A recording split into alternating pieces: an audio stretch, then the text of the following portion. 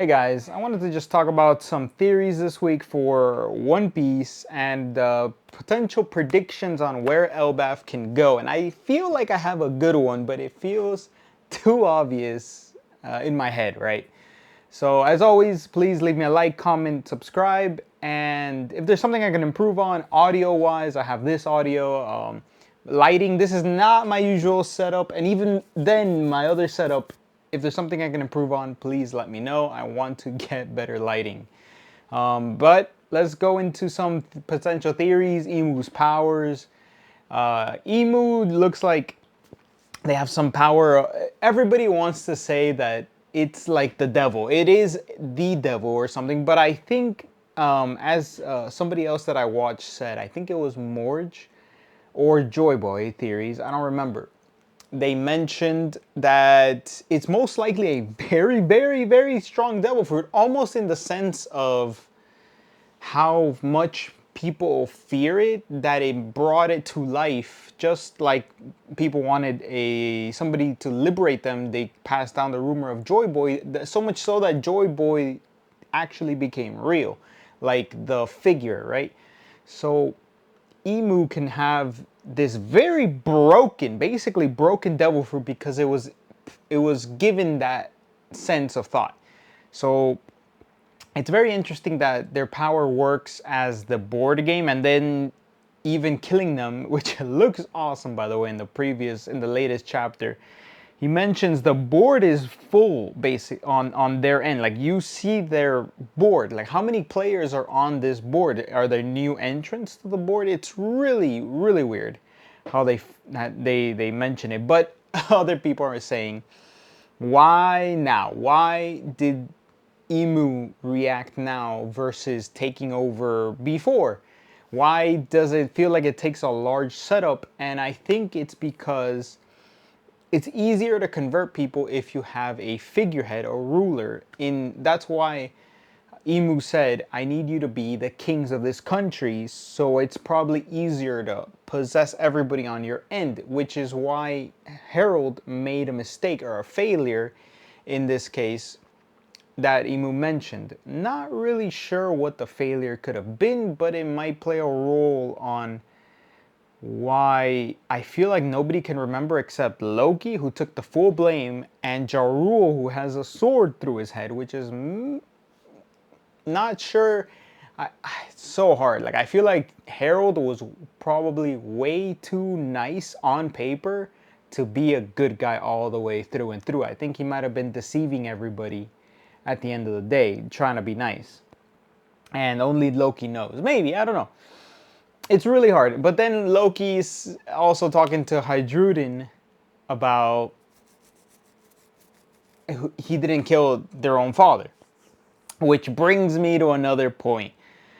The fact that I think it is almost poetic, almost has to happen, in my head has to happen, that Hydruden is so jealous, so frustrated, so angry, he can't compete with his brother. His brother was given so much lore, like even from birth, it's like the second son is gonna be the one that kills Harold.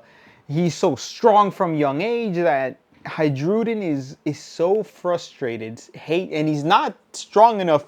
He might even accept Emu's power when it appears in front of him for whatever reason. He might just accept it because he sees what it does, and it turns the other giants into ancient giants.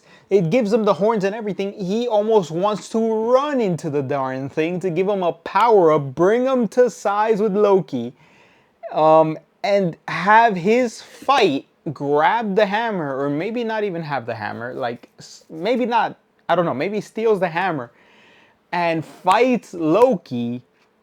Or maybe he doesn't need the hammer, he gets his own weapon, that we get a display of why Shamrock has a Cerberus type weapon. He might even get a weapon given to him by Emu at the spot, on the spot, right? More showcasing of Emu's powers. Like here's a weapon that mimics a devil fruit.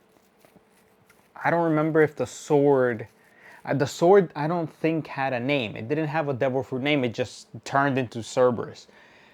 So I think that's a part of Emu's power, just basically able to manifest devil fruit-like abilities. Anyway, it's almost poetic. It feels like it has to happen that Hajrudin turns bad and fights Loki, and Loki has to somehow heal, which Chopper could have some medicine from Wano that healed the one that healed Zoro from the minks, and he heals Loki. Of course, he's gonna get hurt really bad and still have to heal for a week straight, whatever. But that is almost the perfect plot point on healing him 100% for the arc, unless he has to be weakened and Blackbeard passes by and steals his devil fruit. Like, there's so much potential in the story on Elbaf going into this end of arc, right? The start of the final saga. There's so much. And, like, Oda has jam-packed this chapter so much with so many freaking reveal, not even, reveals. Like, you have Emu making moves before Dragon, unless Dragon is the one invading Marijois. Which, hey, finally you're doing something. Canonically, Dragon did something before Emu, if that's the case. And Emu needs to get the reinforcements back because he thought that it was going to, or she, I'm thinking Emu's a woman, right? She thought that it was going to be a quick work, get Elbaf's children, make them surrender, and come back, right? Because we need your support. That's why you had Shamrock come back to the mainland. But Emu goes into the land, and it's like, what's taking so long? So I think that's the play where they need to get them back. They need all the reinforcements back as soon as possible, and maybe even that's how it ends, because the connection between Gunko and Emu might not be as strong, and Emu has to go back because they sense that, hey, the Marijois taking a lot of hits, and then what's it called? Emu just has to leave.